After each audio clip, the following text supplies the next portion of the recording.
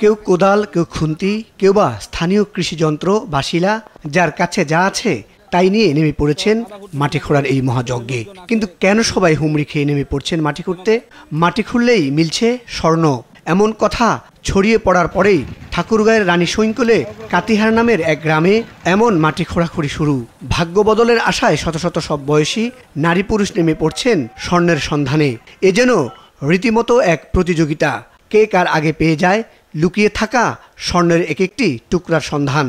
শোনা যায় শুরুটা স্থানীয় এক ইটভাটায় খেলতে আসা আবুল হোসেন নামে এক কিশোর খেলার ছলে মাটি খুঁড়তে গিয়ে কয়েক খণ্ড স্বর্ণের টুকরা পায়। তার কথা মতো কয়েকজন শিশু সেখানে এসে মাটি খোঁড়াখুড়ি করে আরও কয়েক টুকরা স্বর্ণ পায়, যা তারা সেখানে লুকিয়ে রাখে।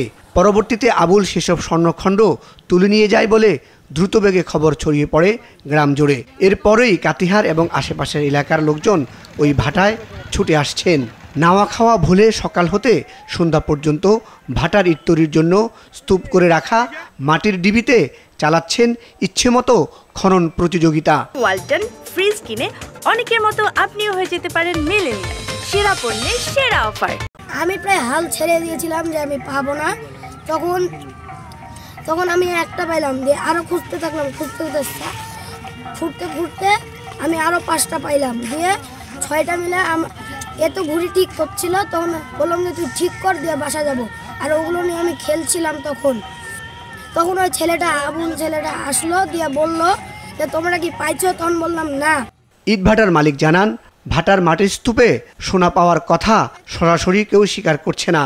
তবে তাদের দাবি অনেকেই সোনা পেয়েছেন, তাই খোঁড়াখুঁড়িতে যোগ দিচ্ছেন অন্যরাও। তো লোকের মুখে শুনতেছি যে সবাই সোনা পাচ্ছে, তাই দেখি আমরাও যাই। ভাগ্য থাকে তো অবশ্যই পাবো, ভাগ্য না থাকলে নাই।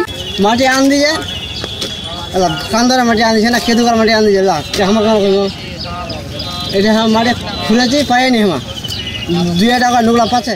এই খবর ছড়িয়ে পড়ায় স্থানীয় প্রশাসন সেখানে গেলে ভাটার মালিক পক্ষ মাটি খনন বন্ধ করে দেয়। বর্তমানে সেটি মালিক পক্ষের কঠোর নজরদারিতে আছে। মুজাহিদ সাকিব, মাছরাঙ্গা নিউজ ডেস্ক।